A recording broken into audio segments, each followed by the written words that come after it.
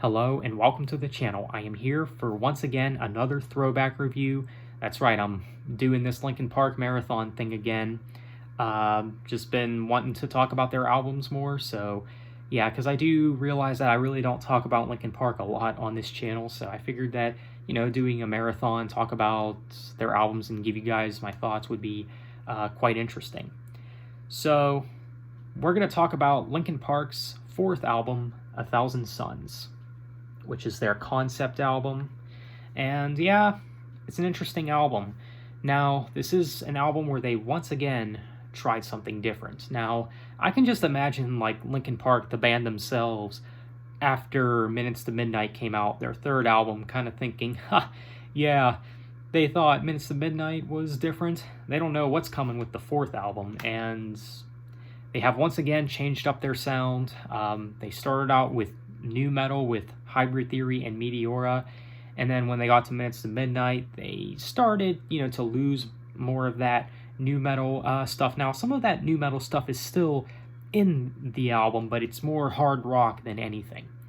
So that's how they kind of experimented with Minutes to Midnight. More hard rock, and it's been kind of a mixed reception. I know a lot of people don't like the album Minutes to Midnight.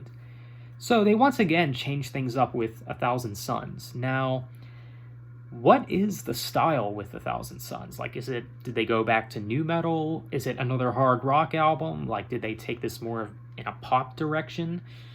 Well, it's hard to say because I don't know what this album is exactly in terms of genre or style or influence or whatever. This is quite an interesting album in their discography. Like I said, it is a concept album, and it is interesting. Now, this album came out in the year 2010, and this album is supposedly about, as far as its concept is concerned, is mainly about world disaster, reaching the end and whatnot. And this is quite an interesting time to release an album like A Thousand Suns with this particular concept, because 2010, man, life was simple. At least it was for me. Life was good at that time. When I think of days of my personal life being like the glory days of Zach's personal life, 2010 is maybe one of those years that I think of. Those times were one of those years where times were just simple. Times were good where I thought I had a bright future, I guess you could say. But yeah, definitely an interesting point for this to come out. And this album actually did have one of the first Linkin Park songs that I've ever heard, probably the first Linkin Park song I've ever heard, which is Waiting for the End. Now, I know that's kind of an interesting start with Linkin Park, but it is what it is, of course. Now, unlike the Hunting Party and Minutes to Midnight reviews that I did on this channel, I will not be going over every song this time around. And mainly because this album is kind of all over the place in terms of the interludes. And that's, right off the bat, one complaint that I do have with this album. There's way too many interludes in this album. I feel like they could have made this album a little shorter too and cut some of those out. So the album does open up with the Requiem and the Radiance. These are the two introduction interludes. Now, why they put two interludes as the first two tracks on the album is beyond me. I'm not sure why that is. I feel like they could have maybe combined the two together and called it the Requiem and just made it one track that led right into Burning in the Skies. Now, Burning in the Skies, it's a good song. This is, it's not super energetic. Like, it's not like what you typically expect, at least from Linkin Park's previous material, but it is a good song, though. I think Chester sounds really good in this song. It is more radio-friendly, and I think it's pretty good overall. And you've got other radio-friendly songs on the album, like, of course, Waiting for the End. Like I said, this was one of my first Linkin Park songs, and I still like this one. This song definitely has a lot of nostalgia attached to it, for me personally. I think it's pretty catchy. I really like Chester's vocals in this song, the instrumentation. I think there's a lot to like about this one. I do like this one, and this one also leads into Blackout, which is kind of an interesting song. Like, you got Chester like delivering these screams in this song, but it's like, it's not a heavy song, if that makes sense. Like, there's not really much heavy instrumentation, yet Chester is still, getting out those screams in the song. I think it's a decent track.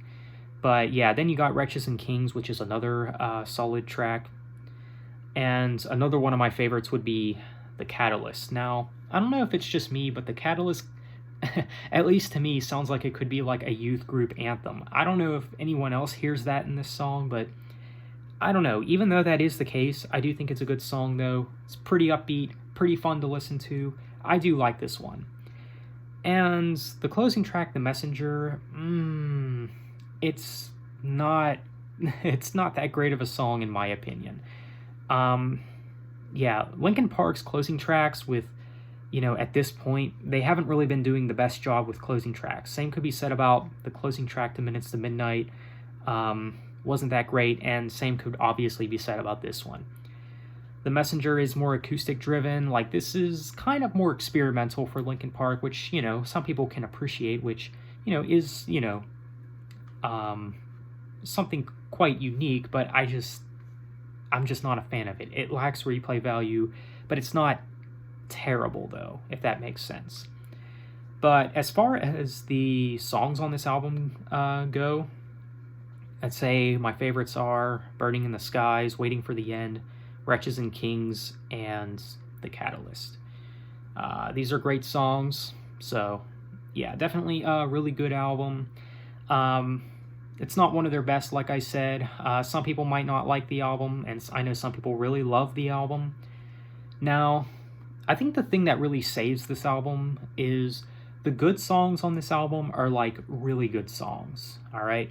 So, yeah. There you have it. That's my review for 1,000 Suns by Linkin Park. If I were to give this album a score, I'll have to give it a 7.5 out of 10.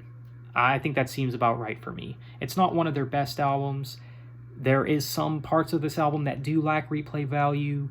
And like I said, this album has way too many interludes. Now, yes, I understand it's a concept album, so of course, knowing Linkin Park, they do like to do interludes sometimes in their albums, so that is what you get a lot with this album. I just feel like it's overdone with this album. Yeah. It's got an interesting vibe to this album, though. Interesting concept and whatnot. It's an interesting album, though. So, yeah, even though it's not one of their best, I still think it's good for what it is. So, that is my review for Linkin Park, 1,000 Suns. Let me know what you guys think of this album. How do you guys feel about this record? Do you like it? Do you hate it? Do you think it's one of their best? Let me know your thoughts. Thanks for watching. Have a nice day, and take care.